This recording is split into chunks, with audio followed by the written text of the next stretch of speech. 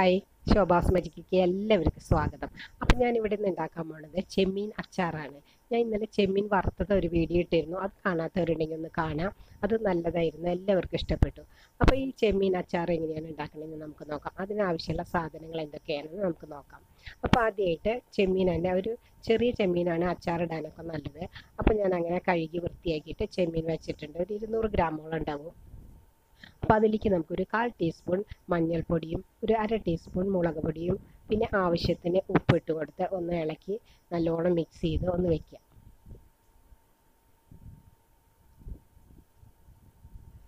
നന്നായി മിക്സ് ചെയ്ത് ഒന്ന് മാറ്റി വയ്ക്കാം.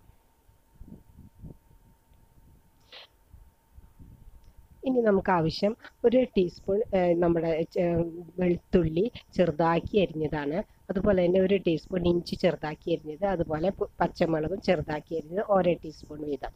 ഇനി നമുക്ക് എണ്ണ ചൂടാവുമ്പോൾ നമുക്ക് ഈ നമ്മുടെ ചെമ്മീൻ വറുത്തെടുക്കണം.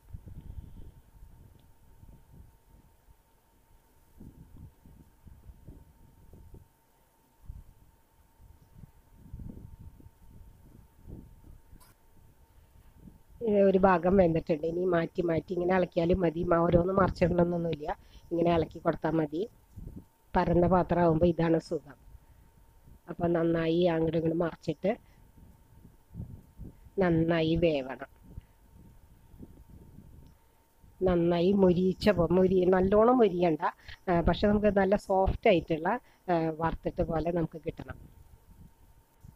അത് അധികം മൊരിഞ്ഞു കഴിഞ്ഞിട്ടുണ്ടെങ്കിൽ നമുക്ക് കടിക്കാൻ കുറച്ച് പാടാവും. അതുകൊണ്ട് കുറച്ചൊരു സോഫ്റ്റ് വേണം. അധികം മൊരിയരുത്, അതിന് മുമ്പ് തന്നെ നമുക്ക് മാറ്റിയെടുക്കാം. ഇപ്പം നന്നായി മൊരിഞ്ഞ് വന്നിട്ടുണ്ട്. സാധാരണ പോലെ നമുക്ക് അച്ചാറിടാൻ പാകത്തിന് അത് നമുക്കൊരു ഒരു പാത്രത്തിലേക്ക് മാറ്റി വയ്ക്കാം.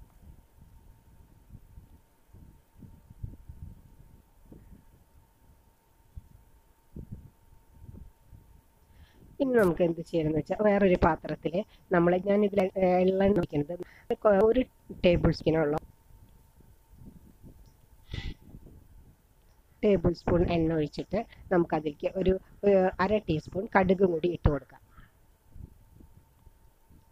കടുക് പൊട്ടി വരുമ്പോൾ നമുക്ക് അതിലേക്ക് ഇഞ്ചിയും വെളുത്തുള്ളിയും അതുപോലെ തന്നെ നമ്മുടെ പച്ചമുളകും കൂടി ഇട്ടൊന്ന് മൊരിയിച്ചെടുക്കാം.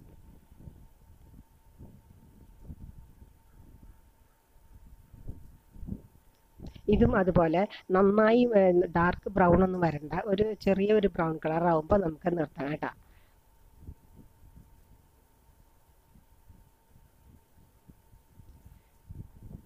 ഇതുപോലെ വന്നിട്ട് ഇനി ഞാൻ സ്റ്റൗ ഓഫ് ചെയ്യാണ്. നമ്മൾ പൊടികൾ ഇടുമ്പോൾ കരിയാതിരിക്കാൻ വേണ്ടിയിട്ടാണ്. ഇനി ഞാൻ അതിലേക്ക് ഒരു 1/4 ടീസ്പൂൺ കായപ്പൊടി, പിന്നെ ഒരു 1/4 ടീസ്പൂൺ ഉലുവപ്പൊടി. ഉലുവപ്പൊടി അധികമാവാതെ നോക്കണം, അല്ലെങ്കിൽ കയ്ക്കും നമ്മുടെ അച്ചാറും. ഇനി നമുക്കത് നന്നായി ഒന്ന് മൊരിഞ്ഞ് വരുമ്പോൾ അതിലേക്കൊരു 1/4 ടീസ്പൂൺ മഞ്ഞൾപ്പൊടി ഇട്ട് കൊടുക്കാം. പിന്നെ ആവശ്യത്തിന് മുളക് പൊടി ഇടാം. ഞാനിവിടെ ഒരു 3 ടീസ്പൂൺ മുളക് പൊടി ഇട്ട് കൊടുക്കുന്നുണ്ട്. അതിൽ നമ്മൾ എത്ര ചെമ്മീൻ എടുക്കണം അതിനനുസരിച്ച് എരിവിനനുസരിച്ച് നിങ്ങൾ മുളക് പൊടിയുടെയൊക്കെ ഇത് കൂട്ടണം കേട്ടോ.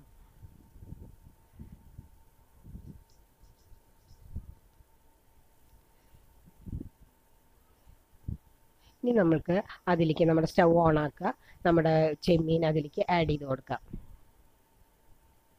ഇനി ഞാൻ എന്ത് ചെയ്യുന്നത്, ആദ്യം നമ്മൾ ചെമ്മീൻ വറുത്ത എണ്ണയുണ്ടല്ലോ, ആ എണ്ണ കൂടി അതിലേക്ക് ഒഴിക്കുന്നുണ്ട്. അതിനാണ് ഞാൻ ആദ്യം കുറച്ച് ഒഴിച്ചത്. അത് എല്ലാതും കൂടിയിട്ട് നന്നായി ഇളക്കുക. ഇനി നമുക്ക് അതിലേക്ക് നമ്മുടെ പുളിക്ക് പകരം ഞാൻ അതിലേക്ക് വിനാഗിരിയാണ് ഒഴിക്കുന്നത്. വിനാഗിരി നമ്മുടെ ചുറുക്കാന്ന് പറയില്ലേ, അത് ഞാൻ ആദ്യം ഒരു ടേബിൾ സ്പൂൺ ഒഴിച്ചു കൊടുക്കുകയാണ്. എന്നിട്ട് നോക്കിയിട്ട് നമുക്ക് പുളിയുടെ അനുസരിച്ച് നിങ്ങൾ ഒഴിച്ചാൽ മതി. ആദ്യം ഒരു ടീസ്പൂൺ ഒഴിച്ചു കൊടുത്തു, ഒരു ടേബിൾ സ്പൂൺ ഒഴിച്ചു കൊടുത്തു. ഇനി ഒന്ന് നോക്കാം. പുളി അധികം വേണ്ടവർക്ക് എല്ലാം തന്നെ വിനാഗിരി ഒഴിച്ചു കൊടുക്കാം കേട്ടോ. ഞാനിപ്പോൾ ഇവിടെ അല്ലാതെ ഒഴിക്കുന്നില്ല, പകുതി വിനാഗിരിയും പകുതി വെള്ളമാണ് ഞാൻ ഒഴിക്കുന്നത്. അപ്പോൾ പുളി നോക്കിയിട്ട് പുളി കുറച്ച് കുറവുണ്ട്, ഞാൻ ഒരു ടേബിൾ സ്പൂണും കൂടി ഒഴിക്കുന്നുണ്ട്. അപ്പോൾ ഞാൻ ടോട്ടലി 2 ടേബിൾ സ്പൂൺ വിനാഗിരി ഒഴിച്ചു.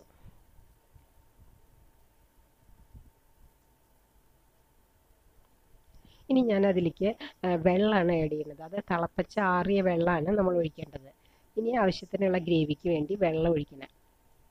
വെള്ളം ഒഴിക്കുമ്പോൾ പ്രത്യേകം ശ്രദ്ധിക്കണം, തിളപ്പിച്ച ആറിയ വെള്ളം തന്നെ ഒഴിക്കണം. കുറച്ചും കൂടി ലൂസാക്കാം. നമ്മൾക്കിത് ചൂടാറി വരുമ്പോൾ ഒന്നുകൂടി കട്ട് ചെയ്യും. അപ്പോൾ കുറച്ചും കൂടി ഒരു ടീസ്പൂൺ കൂടി വെള്ളം ഒഴിച്ചിട്ടുണ്ട് ഞാൻ. ഇത്ര മതി. ഇതാണ് അതിൻ്റെ പരുവം. ഇനി നമുക്ക് സ്റ്റവ് ഓഫ് ചെയ്ത് നമുക്കൊരു പാത്രത്തിലേക്ക് അത് മാറ്റാം. അപ്പോൾ ഇതെല്ലാവരും ഉണ്ടാക്കി നോക്കാം, നല്ല ടേസ്റ്റാണ്. അപ്പോൾ ഇതെല്ലാവരും ഉണ്ടാക്കി നോക്കി ലൈക്ക് ചെയ്യാനും ഷെയർ ചെയ്യാനും കമൻറ്റ് ചെയ്യാനും മറക്കരുത്.